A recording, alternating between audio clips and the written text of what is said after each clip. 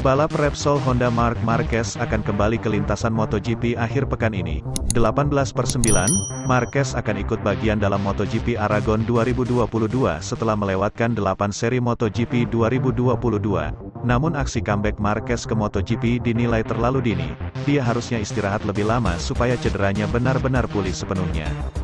Hal itu diutarakan langsung oleh pengamat MotoGP Carlo Pernat. Menurut Pernat, Marquez mengambil risiko besar ketika memutuskan kembali ke MotoGP pada akhir pekan ini, sementara cedera yang dialaminya diyakini belum pulih 100%. Saya merasa bingung. Dia, Marquez, mengambil risiko yang tidak akan saya ambil.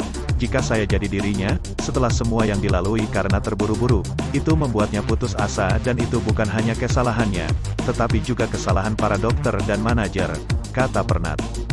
Di sisi lain, Pernat senang dengan kembalinya pebalap berjuluk The Baby Alien itu ke trek MotoGP. Sebab bagaimanapun, ia adalah tokoh penting di MotoGP. Meski begitu, Pernat tetap kurang setuju jika Marquez melakukan comeback di Aragon, Spanyol. Harusnya dia masih bisa menunggu beberapa seri lagi. Semoga tidak terjadi apa-apa dengannya, karena bagi kami, Marquez adalah sosok yang memberi kehidupan pada MotoGP. Tapi dia seharusnya menunggu, dan lebih bersabar, tukasnya. Sekadar pengingat, Marquez telah melewatkan kurang lebih 8 seri MotoGP 2022. Dia absen di MotoGP Mandalika dan MotoGP Argentina. Dia sempat kembali ke MotoGP dan menjalani 5 seri berturut-turut dengan cukup baik. Namun dia mengalami kecelakaan high side di kualifikasi MotoGP Italia. Meski mengalami kecelakaan parah hingga motornya terbakar, Marquez tetap bisa melanjutkan balapan di sirkuit Mugello, Italia, bahkan dia bisa selesai di urutan 10. Untuk pemulihan cederanya, Marquez memutuskan rehat sejenak dari MotoGP, tepatnya dari seri Catalunya. Kala itu Marquez dikabarkan bakal absen di sisa musim 2022, namun ternyata Marquez bisa kembali lebih cepat ke MotoGP, tepatnya di seri ke-15 MotoGP Aragon. Selain itu MotoGP bersiap memasuki fase krusial dengan menggelar 3 balapan berurutan yang dialami di Grand Prix Aragon. Akhir pekan ini, 16 tanggal 18 September tahun 2022, selang sepekan, GP Jepang akan berlangsung di Motegi. Lalu, GP Thailand di Buriram digelar pada tanggal 2 Oktober. 3 sirkuit ini terbilang bersahabat dengan Francesco Bagnaia dan Ducati. Mereka berpeluang mengikis gap 30 poin dari Fabio Quartararo dari 3 Grand Prix ini. Bahkan, bukan tidak mungkin Bagnaia ganti berbalik melibas Quartararo dalam 3 balapan ke depan.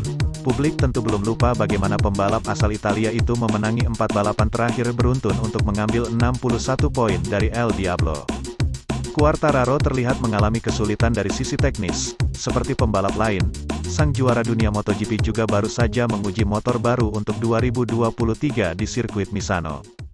Yamaha Isher M1 2023 itu memberi harapan besar dari sisi mesin karena diyakini lebih bertenaga. Tetapi, situasi dan kondisi itu mungkin baru terjadi tahun depan karena saat ini faktanya Yamaha M1 2022 memang masih di bawah Ducati Desmosedici JIPI 22. Di Aragon, hasil finish terbaik Quartararo sepanjang berkarir di kejuaraan dunia balap motor adalah P5 pada 2019, kelas MotoGP. Itulah mengapa Quartararo dan Yamaha wajar memperkirakan bakal kesulitan di Motorland Aragon.